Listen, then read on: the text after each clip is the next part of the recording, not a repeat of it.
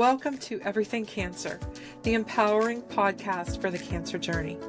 I am Jill, your host, a longtime certified oncology nurse, cancer support group facilitator, and person striving to get the word out there about the proven power of effective self-advocacy on the cancer journey. This podcast is designed for those on the journey, those who love them, and also for providers to offer them a fresh and enlightening perspective. We have an engaging and warm spectrum of guests, from survivors to providers, both very inspiring, and cancer support organizations that offer amazing services, and to hear about managing symptoms and gaining a higher quality of life. We've got it all. We'll be discussing rekindling intimacy after cancer changed your world. We'll break down practicing self-advocacy into easy-to-do, bite-sized pieces. We'll talk about everything cancer.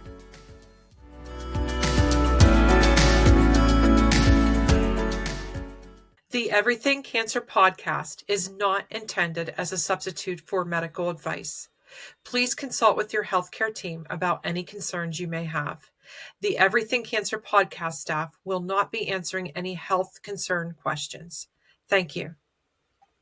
Hi, everybody. I am so happy to tell you that I have Mr. Jeff Stewart here with us, who is an amazing and accomplished individual who is also a gastrointestinal adenocarcinoma survivor and has an amazing journey through his life and since his diagnosis. And I'm so happy that he's here to share his story with us.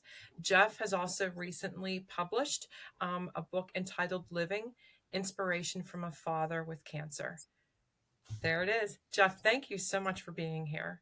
Thank you so much for having me. Your name is Jill, right? My chemo brain is forgetting your name already. That's I hope. okay. Okay. So That's yes, okay. thank you so much for having me.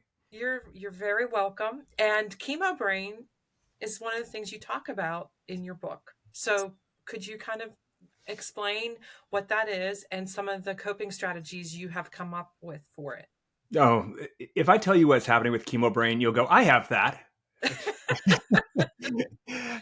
Chemo brain is like kind of a brain fog sort of that you get post chemo. I didn't really notice it during chemo, but I noticed it after chemo. And for me, it is not so much just I can't think. It's not like that. It's the sort of thing that you'd expect, and I was already getting for age, just age, forgetting a word here or there, having trouble coming up with somebody's name, like, oh, is that really, that's what they look like? Huh, I forgot. Completely. I forgot that sort of effect, except it was accelerated by like 3 or 4 years. Like all of a sudden, like what I was noticing gradually, all of a sudden just took a little jump, and it's disturbing. Yeah, I'm sure. Yeah. I'm sure, because you kind of expect things to keep working the way they have been. You do. Yeah. Yeah, you're done with treatment, and that's one of the other things about treatment in general. You get treated and you expect treatment side effects to be bad. Sometimes they're bad, sometimes they are, and sometimes they aren't. What you don't expect, or what I didn't expect, is 6 weeks after radiation to feel basically the worst. That's, those are the times, like, you start feeling better about them, but it's the time after radiation you feel worse than when you're on radiation. Right. And there's a little bit of a oh, and one more thing going, like as you're walking in out of a negotiation and they really think that, oh, and one more thing, you're going to feel the worst, in 2 weeks, 3 weeks probably tops, but give it 6 weeks and you'll start feeling more like yourself again. It's like, really? Thanks. They don't tell you that beforehand because they're afraid you're not going to consent. I don't know, but they do dole out a little bit of information, Joe. I mean, I shouldn't say that. I shouldn't say it quite that way. I think that nowadays our cancer care providers are very good about informed consent, but they're also learning a lot about survivorship these days and what kind of symptoms you can have and how to best intervene. But there's also a balance with not wanting to scare people away from treatment because it's a life-saving treatment. And they are very open. When you read through your consent information, they're very open about what can happen as they need to be. But those little things are, it's a one sentence. Oh, in 6 weeks, you'll probably start feeling better. But that 6 week point for you was life changing because you didn't, for that moment, it was life changing because you did not feel well and you weren't expecting it. No, I Right. was not. Right. So my other question with that is, did you find yourself missing your treatment team when you were done because they had become such an Mm. important part of your life for that time? Um, they are, I mean, I consider them friends. They were Yeah. friendly people. I like them. And some, like the radiation oncologist and her minions, I don't, I'm not going to see them again, probably. So Right. that I do miss them. It wasn't that I tried to go back, but if I saw them at a party, I would want to talk to them. They were Right. good people. Right. They are good people and they're there for a reason. It's because they really care. Yeah, And they want to help people have better outcomes. I have nothing but respect for oncology providers. So anyway, your story about how you were diagnosed is fascinating. If you could share that. sure. So I had gastric bypass about now it's been about 12 years ago, Hmm. maybe even 13 as I'm thinking on it as I sit here. But in any case, I had gastric bypass quite a while ago. That's important because I decided it would be a good idea to donate my kidney, not to any one Right. person in particular, but people need kidneys. And honestly, the 5 year survival of somebody who's on dialysis is like a cancer patient's. It's not good. Hmm. And I had read and done enough background research to know that if you donate a kidney, there is no risk. And I don't mean that like hyperbolically. People that donate a kidney actually live longer. But Wow. if you do matching of kidney donors are often more healthy. Even if you fix all of that, at the end of the day, it all washes out. Right. There is no appreciable risk of donating a kidney. It might hurt. I expect it to hurt, but I Yeah. don't. But I don't expect it to hurt my life or my life Right. expectancy. The other kidney grows like a starfish. It takes over the function. You don't need two kidneys. The other one's really backup for traumatic injury, basically. And if you were going to lose kidney function, you usually lose both of them at the same time, Yeah. not one at a time. So it's not Right. like you really have a backup anyway. Not for that, Yeah. not for the normal things. So for all those reasons, I was just like, it's the right thing to do. I'm going to donate my kidney, which was hard because of the Yeah. gastric bypass. Lots of places did not want to take me. Vidant went in North Carolina, which is where I live. It took quite a while to decide. University of North Carolina said no right off the bat. I tried Georgetown. They said no. Duke said no. And then Duke said, well, maybe lose weight, lose more weight, and come back. And then there was the magic of Ozempic, and that I lost weight, and it was fantastic. I went in and got went through all the tests to diagnose kidney until I got to the last one, which is a CT scan, a computerized tomography scan, where they, one with a big giant donut where they put you in and whirs around and around, that thing. So that thing, when they're like looking at you with x-rays and taking little tiny slices, they're making sure you have two kidneys, that you have a Right. blood supply to two kidneys, Right. that there isn't something messed up inside me that would make it impossible on the donation table for them to say, oh wait, oh my gosh, that was a bad idea. Like they don't want any of that. So they look. And in looking, they found a kidney tumor and a tumor around my intestines. And the kidney tumor ended up being very easily resolvable with surgery. The one that was in my intestines turned out to be a gastric adenocarcinoma with a bad mutational type, and is Right. quite deadly. And that's where that was 2 years ago. That was 2022. So, I mean, I'm sorry you're dealing with this. The story of your diagnosis is amazing. And like you talked about in your book, thankfully you found it early Oh, because you yeah. weren't having symptoms from it. And it was not too far advanced. So you end up being, after a lot of um, fine tooth combing through things. I think you end up being diagnosed with stage 2. Am I correct? At the time, stage 2A, correct? Yeah. 2A. So not great, Right. but not the worst. I think Right. part of that, Jill, is that the kidney cancer, no symptoms. Right. The stomach cancer, not only no symptoms, but it was in the bypass part of my anatomy. It was a part Right. that wasn't being used or Right. being scoped. So there was no plausible way to discover this cancer, really either cancer, but that cancer without it just going too far unless I had done something crazy like try to donate my kidney. And Right. other we would be sitting here today, either I still wouldn't know I had cancer or we would be saying you have months to live, and Yeah. everything would just have come to a halt. Um, and I wouldn't have been able to write. I wouldn't have been able to prepare myself. I wouldn't have been able to prepare my kids. Like huge, huge gift that I got that time. Huge. Yeah. It, I thought of Providence intervening with that. Yeah. Providence giving you the choice initially to go forward with this, and then but also the weight loss and everything you did to take better care of yourself helped you do a lot better moving forward. I hadn't thought of that. I guess it would help me do Yes. better moving forward too, just by, Yes. having lower weight and stuff like that. And that's a good point, Joe. I hadn't Yeah. thought of that, but thank you. You're welcome. But I mean, that's what came to my mind is all the Hmm. things you did to take better care of yourself helped you tolerate your treatments better, are Hmm. helping you hopefully combat um, advancement, progression of this. You're having surgery this coming week, right? Yeah. And what is going on with that? How Well, much? How yeah, much? yeah. Last week. So if you read the book, you will not find this out. This is hot off the presses. Right.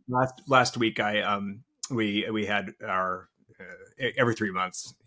I had scans to see whether or not there was any hint of metastasis. My metastasis meaning spread of the cancer, Right. or stage 4, if you've heard that. So that's what you don't want to happen, and is quite deadly in my particular cancer. And we saw our first metastasis. Now it's in a good spot, so to Yes. speak. It's on my gallbladder, on the outside of my gallbladder. Well, good spot if it's going to be in that kind of cavity, the peritoneal cavity space. Like, so the thing that kind of surrounds your guts with juice. Like if it's anywhere in that space, it's bad. But of the spaces that it's bad, it's in a space that could be cut out. I guess the Mhm. appendix would have been a better spot, but Right. of all the spots, it's pretty good. Um, so question one, is that the only one?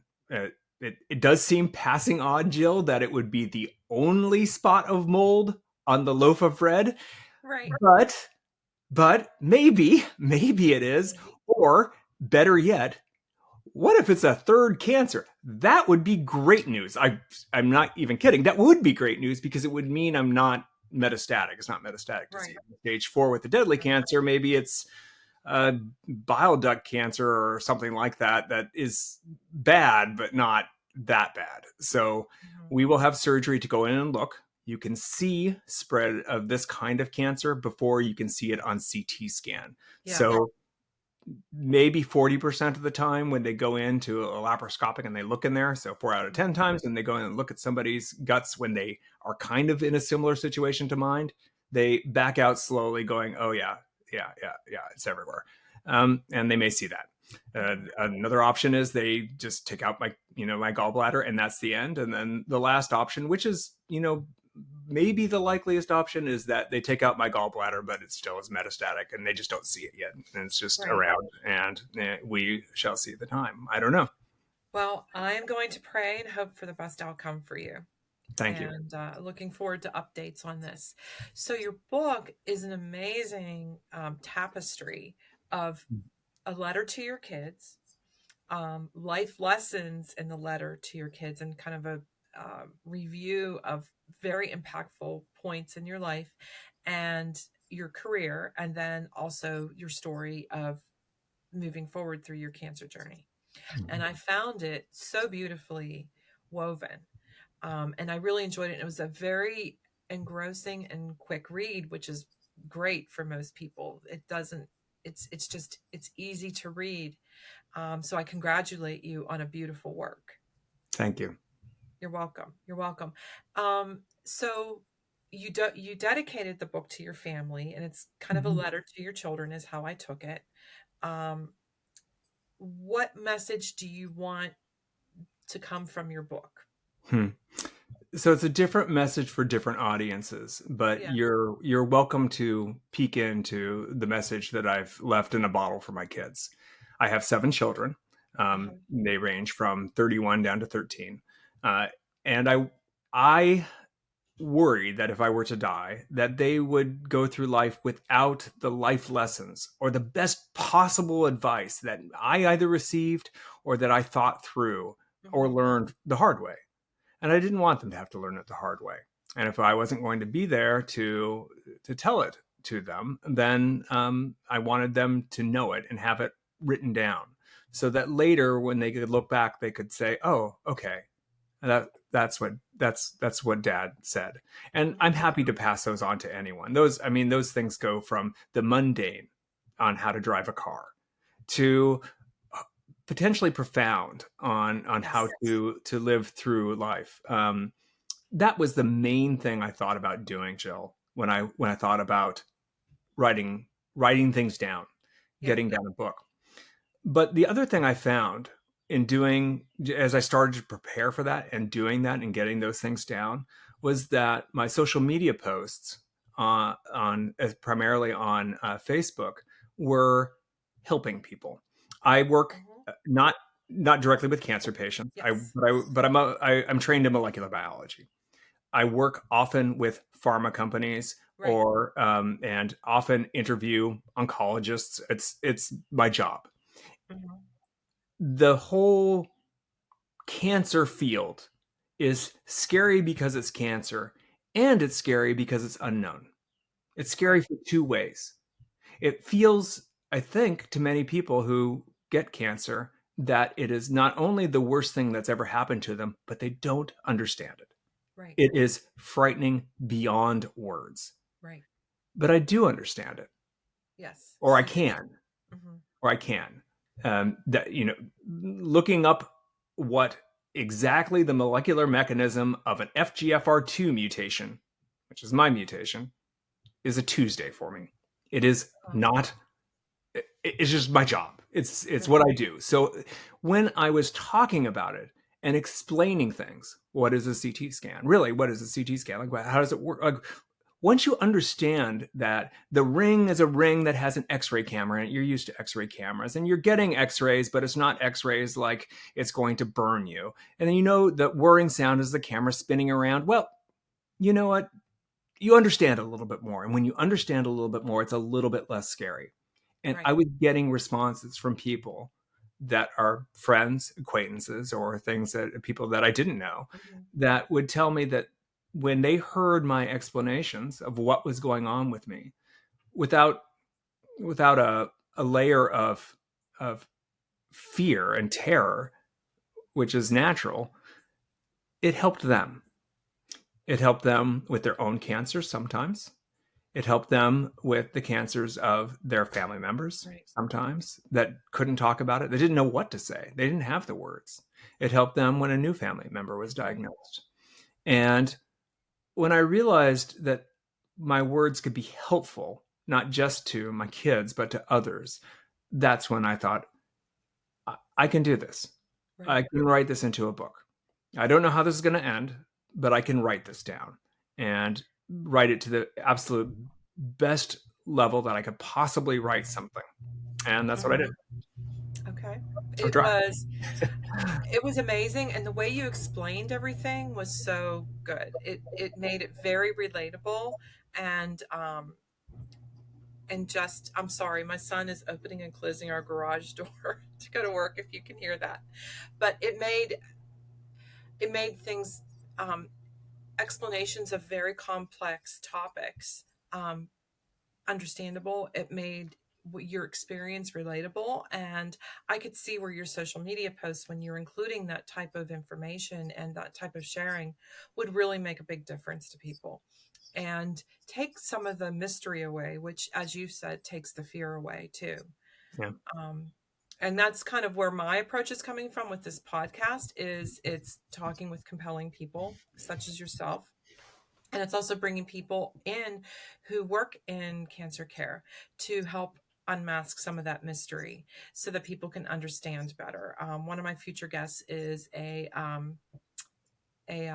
nuclear engineer who works in radiation oncology. He's going to talk about how it works, and she's behind the scenes, totally behind the scenes. She rarely meets patients, but she does so much that is integral to their treatment. And I can't wait to have her on. I'm really looking forward to it. But anyway, back to your book. I completely agree that um, that unmasking and taking away that veil of mystery is really empowering and helpful to people. So I congratulate you for doing that. You've done it beautifully. And I think the chapter that you put in your book, if you really want to understand something, teach it. That's very true. But the way you've taught through your book and through your posts is incredible. Thank you. You're I could welcome. You're I could welcome. read something. Do you want me to read Yeah, something? that would be great. Okay. Uh,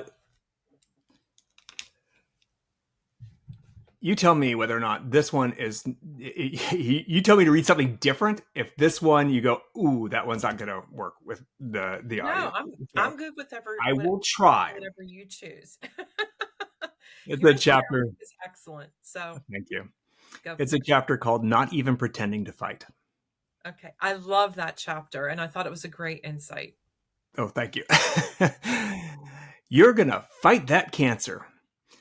No, I'm really not. I get unreasonably irritated when I hear that I'm going to fight that cancer. What's my weapon? Harsh language? What good would fighting, whatever that means, do? I'm not going to fight cancer. I'm not going to beat cancer. I'm not going to lose my battle with cancer either.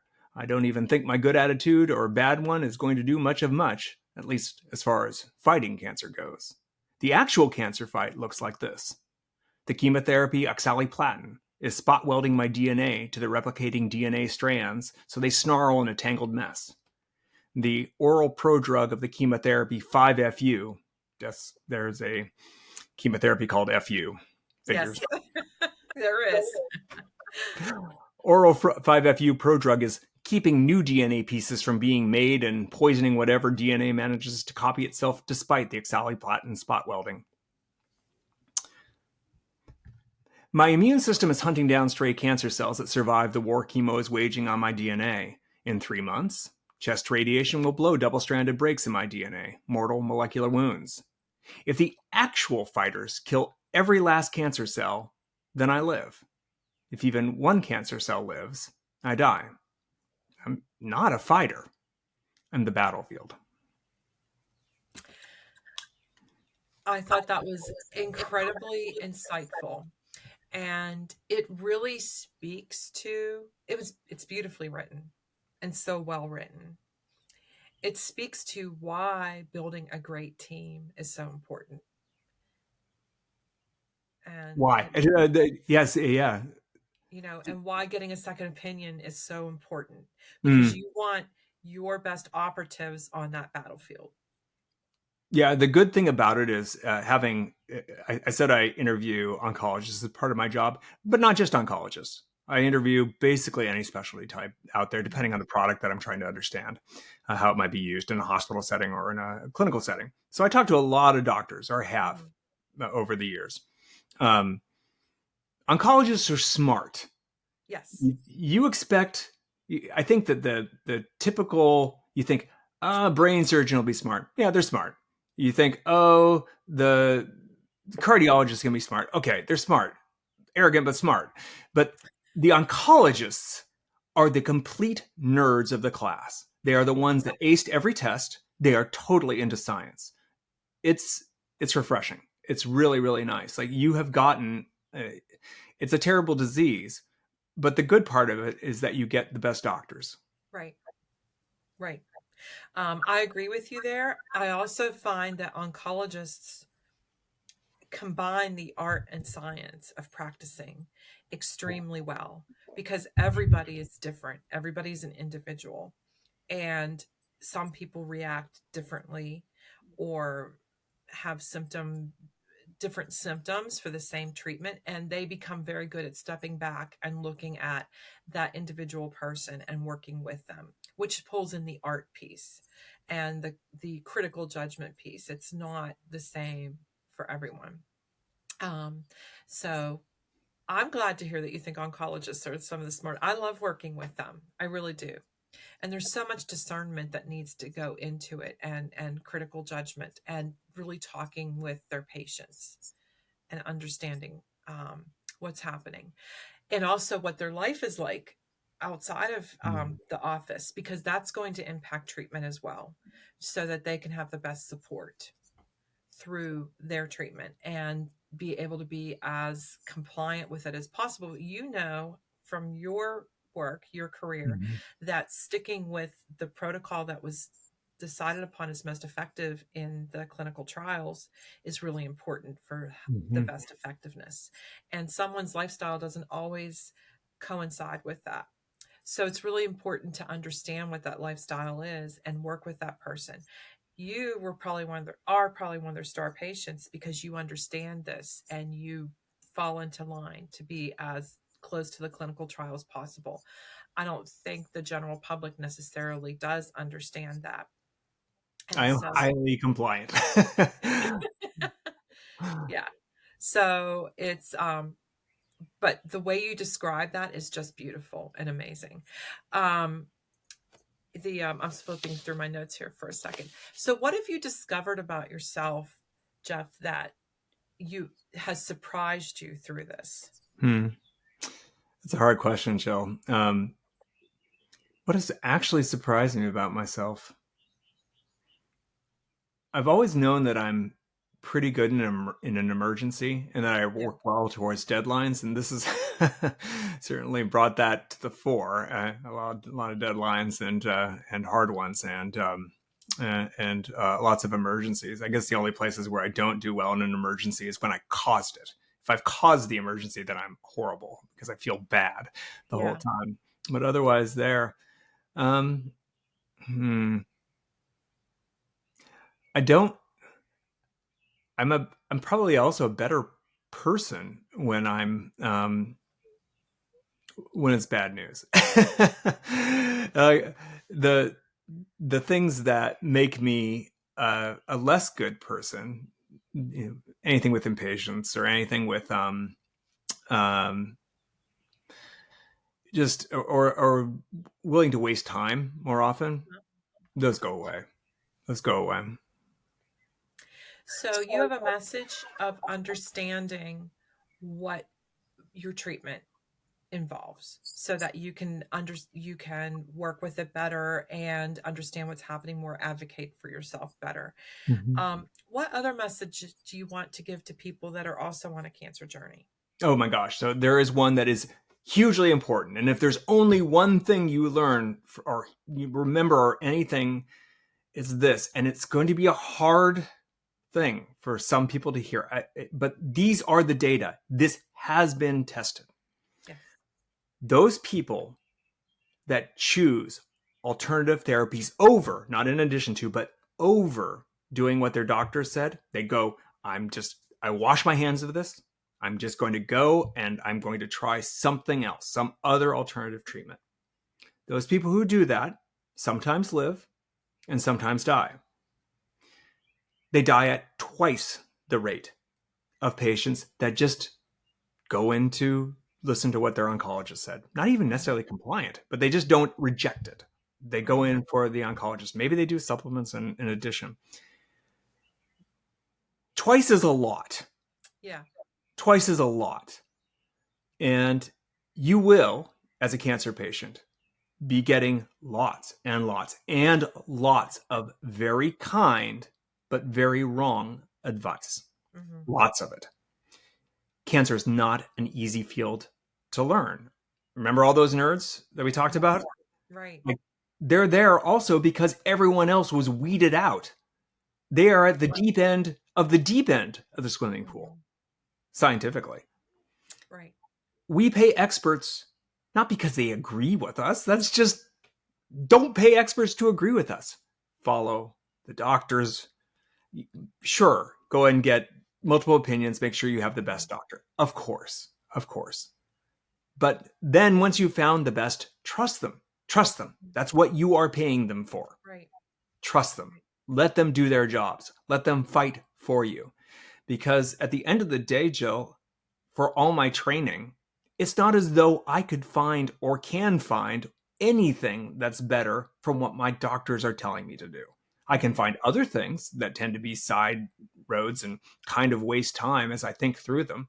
But at the end of the day, if I had none of that, and just gotten in the back seat of the car and let the NASCAR driver drive around the track, I would have been in just as good of a position. All the decisions would have been the same at the end of the day. So it's not as though we can direct that treatment by looking stuff up or by hearing something from our friend from high school. Right. It doesn't work that way. It's too difficult. And that's okay. That's okay. That's why we hire people. That's why we hire people or hire really smart people. That's it. Thank you. Thank you for sharing that. Thank you. I believe that people have, and I'm sure you agree, have a right to make their personal choice Sure. and step back and look.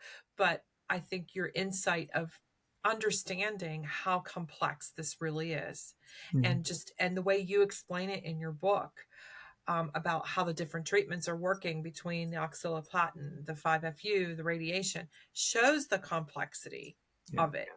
And so I think that is excellent, excellent insight. And I so appreciate how passionate you are about it. And that leads me to another question with your background and what you just said. Being in the position you are, can you explain how important clinical trials are? Hmm. Well, there are two reasons clinical trials are important for cancer patients. One is in the abstract, they're important. I'll talk about that, but they're important now for a cancer patient. So in the abstract, gotta have we've got to have clinical trials. If nobody tests things, then nobody knows. And if nobody knows the difference between something that works and is great and is a Nobel Prize and something that doesn't work and is terrible and is thrown to the side, is less than the difference between the best baseball player and the best batter on the team and the third best. It's just so close. You Right. would never know. You could watch every game, home game in the season, and because you miss the away games, you still you don't know. You don't know. And you definitely don't know from one person at bat or two or 20. You do not know it. You need lots and lots of people to test something to know if something works. And people signed up and did that work. Let them be helpful. Those clinical trials are hugely helpful from the Yes. past. And the other place that they matter is for us now.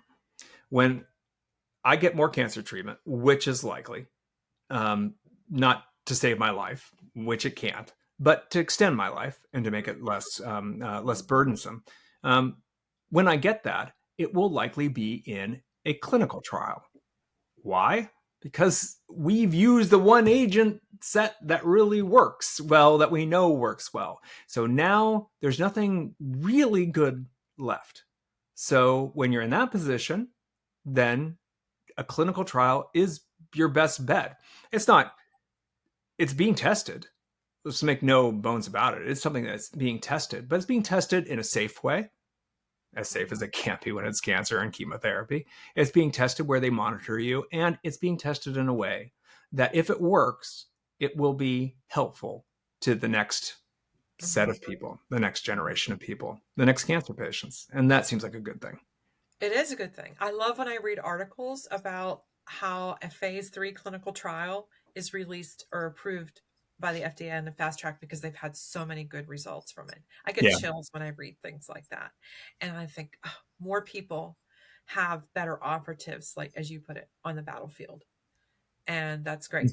Um, a really a chapter that you wrote that really spoke to me from your book, Jeff, is accepting the generosity of others, or Hmm. accept the generosity of others. That is such an important concept. And can you explain from your perspective why? Hmm. Some people have the problem of being stingy, and Hmm. they don't give things to others. And that's their problem. And that's the problem most people are aware of.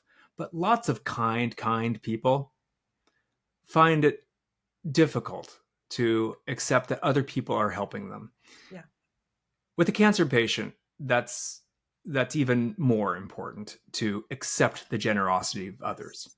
I mean, not only are you giving a gift to them by letting them be good, because you feel good when you're being nice, don't you? So if we feel good when we're being nice, why not let somebody else feel good when Right. they're being nice? I mean, that's a part of like growing up and being a better and more fully adult human being. Something that is hard for a lot of us, especially those of us that are strong and capable. And as a cancer patient, you won't always be strong and you won't always be capable. So being able to accept generosity in those cases is maybe a hard thing, maybe a new thing, but an important thing and a good thing. It is an important thing. If you are able to step back and let your sense of personal accountability go for that moment Mm-hmm. and accept the generosity, you can relieve a mantle of stress for a particular part of your life, whether it's having meals for your family provided, if somebody else provides them, having your house cleaned, having someone take you to treatment, if you are not able to drive and your wife has to be with the kids. Um, those pieces help you to do better on the journey. And I think what you shared there is invaluable, and the way you shared it. And I can't speak enough to how much that really does make a difference for people. um, I was really touched by the chapter you wrote about the humility of your radiation oncologist and how that brought credibility for you with her. Could you explain a little bit more about that? Sure. my my radiation oncologist is smart. Let's just set that as a baseline. She is very smart. Even dumb doctors are really smart. So there's no, I have utmost respect for anybody who has taken the time and perseverance to go through medical school and residency and to work in a field that's extremely difficult. I work with a lot of smart people, and I work with a lot of CEOs, and I know the smart ones, and I know the ones that really take my breath away. And the ones that really take my breath away, they are willing to be dumb. They are willing to say, I don't, wait a second, explain that again. And they seem to get almost excited about something a little bit different from what they had as a preconceived notion. They're learning in front of your eyes. They're not Mm-hmm. defending, they're not defensive. They have an essential humility that allows them to learn. And it is beautiful when you see it. And I saw it with my radiation oncologist. Just a particular time when something that she had assumed was right was in fact wrong. But it, it had to, she had very good reason to assume that it was right, and had very good reason to assume that I would be hopeful for a different answer, not just pointing out that the different answer was the right answer. And I just saw her do that, and it made it much easier when at future times she said, no, Jeff, it's not like that, you don't understand it. That okay, I probably don't understand it. Let's stop it. You know, because she stopped and was willing to think through something that she had gotten wrong. It's just a sign of somebody who That's really knew what they were doing. that. Thank you so much for sharing that. That also points to why active listening is so important. Whether you're the physician or the patient or a family member, that listening and really thinking about what that person is saying um, is so important in these relationships. Um, There's something, Jill, as a piece of practical advice, and this is going to be hard advice. I mean, like embarrassing for you advice as a patient, but try it. Try it. The very first time your oncologist says a word you don't know, stop them and ask them what that word means. You will do it a lot, like a lot. But if you don't do that, then they're just going to blow by it and think that you know what something is, and you're in the middle of calculus class again, and the whole class gets it, and you don't. It doesn't have to be that way, because the oncologist, they actually want to teach you. They want to teach you this stuff, and they forget. They forget because they use it every day, all day long. They forget that you don't know what local regional is. They forget that you don't know what neoplasm is. They forget that you don't know what adjuvant therapy is. All of those words are basic words in oncology to an oncologist. And they forget. They forget. As many times as they do this, they will forget. Just stop them. Just stop them and ask them to explain. And then the next time, you won't have to stop them that often. And the next time, you'll barely have to stop them. Maybe even one visit, you won't have to stop them at all. I've had visits where I haven't had to stop them at all, but it's rare. Usually there's something. And that's even with fine. your background Oh, in molecular biology, you've had visits where you have stopped them a lot, it sounds like. Oh, sure. Oh, sure. Yeah. And what was their reaction? Oh, they're happy to explain. It's like you've just, given them a candy. I mean, oh, good. I get to explain what this junction is or something. And I'm like, okay, good. And now I know that. Why is that distant? It's only 10 centimeters. Oh, but it's counted as distant metastasis because of blah, blah, blah, blah, blah. There they go. I love this. I love this because for anybody listening, you are taking the fear away of asking a doctor a question. And people are so intimidated by that sometimes, often. So thank you for that. That's like you're taking a diamond and holding it up and rays are coming from it. That is such a gift. It is, though. It is. It's so important that people understand what is happening and what is going to happen and what their treatment is and be able to, or if they have to make a decision, if they're in shared decision making with their oncologist, to really understand what these pieces are and how it's going to affect their life so they can make a good decision. So thank you, because that is invaluable. And also they need to feel free to share what is happening with them.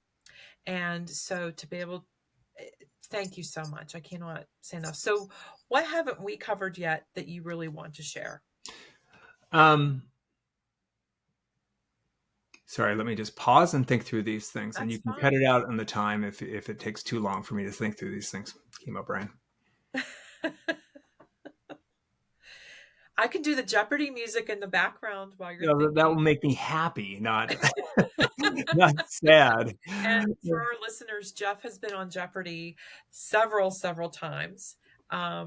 So but anyway, go ahead, Jeff. Please. Yeah, it's been many years. It's been 30 years, but I was the college champion in 1994 and got second on the Tournament of Champions. Good times.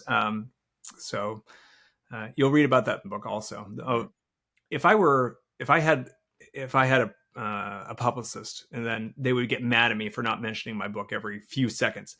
It's Living: Inspiration from a Father with Cancer. Jeff Stewart. You can get it on Amazon or anywhere. Yep. Jill, it was a lovely conversation. My mind couldn't come up with anything else to ask. You did your job in an excellent way. Thank you. Well, it was very lovely having you here with me. And I so appreciate you taking the time with everything that you have going on to be here.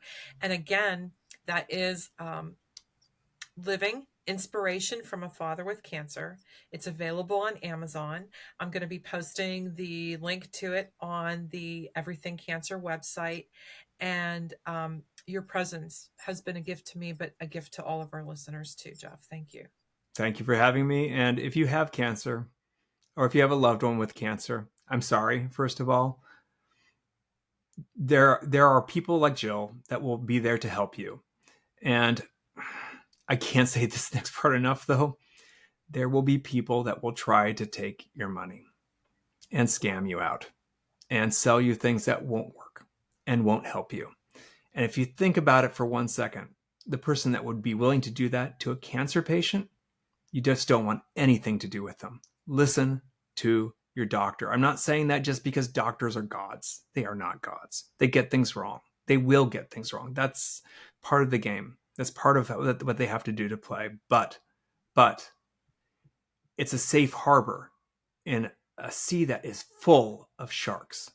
And you just don't want your loved one or you to get into their maw. Listen to your doctor. Thank you. See, you did think of something. I did. And it was important. It was very important. Thank you so much, Jeff. You're quite welcome. Thank you. Oh, you're so welcome. I am going, hold on a second. Thank you for joining us for this episode of Everything Cancer. If you would like to submit topics for future episodes, please email everythingcancer everythingcancerpodcast@gmail.com. Again, that is everythingcancerpodcast@gmail.com. Everything Cancer Podcast also welcomes your feedback on the episodes. And if you would like to support the continuing content creation of Everything Cancer, please visit us at patreon.com/everythingcancer. Patreon.com/everythingcancer. Everything Cancer is not intended as a substitute for medical advice. Please consult with your healthcare team about any concerns you may have. The Everything Cancer podcast staff will not be answering any health questions. Thank you, and thank you for being here with us.